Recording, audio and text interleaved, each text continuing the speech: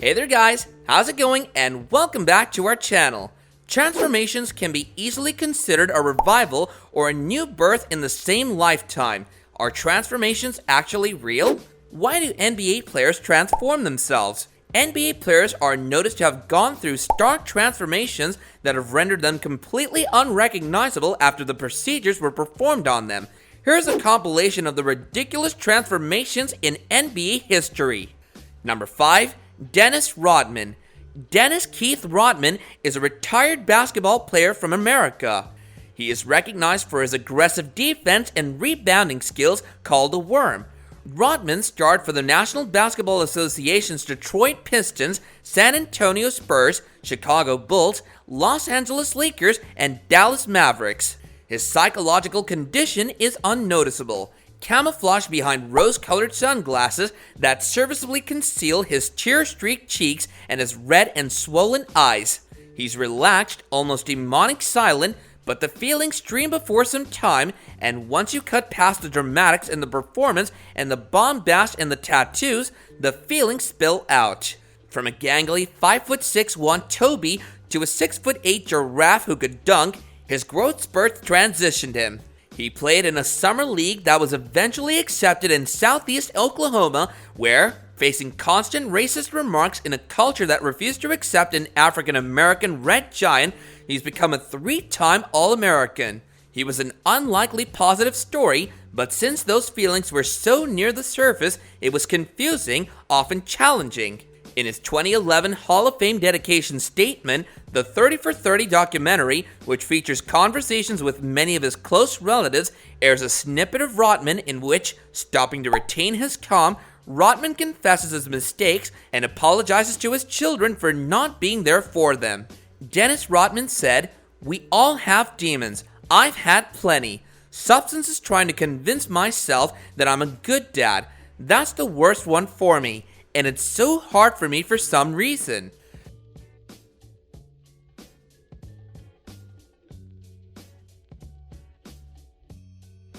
Number 4. Chris Andersen.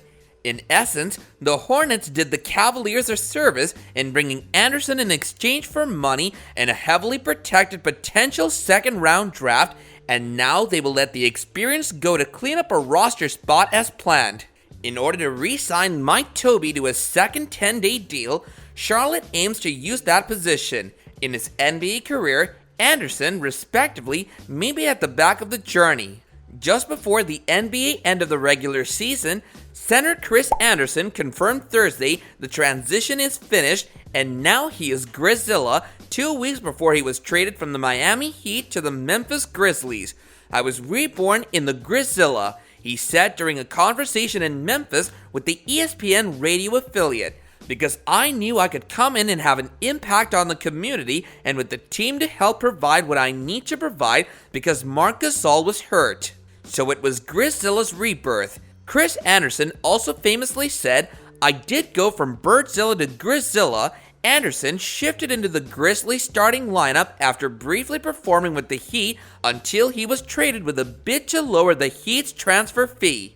In his entrance to the regular season, the Grizzlies authorized Andersen to include Grizzilla when he described himself as 14 feet high and 300 pounds tall. It was a Chinese ganja. It was right when I got back from China. Me and my mother went and got our tattoos. Number 3. Marc Gasol. Although it's true that since moving to Toronto last February, Gasol has not been much of an output scorer, Gasol has supported the Raptors with an outstanding internal guarding. He's also a decent passer and court stretcher as he shot over 40% in the 2019-20 campaign from beyond the arc on 3.5 attempts per game. Maybe Gasol might be a more combative point guard off the dribble or in the post when facing up.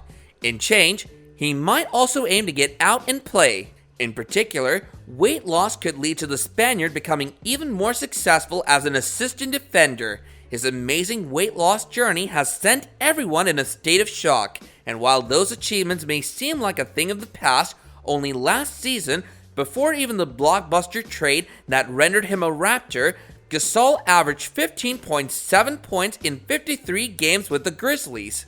The ability of Gasol to play is what enables such good things to happen, and Davis has been blown away throughout the season by that aspect of his game, and especially during the first few practices of the team during the restart. Mark's game, he's a great passer. I think he's an overlooked passer in this game. He's one of the best scorers passing.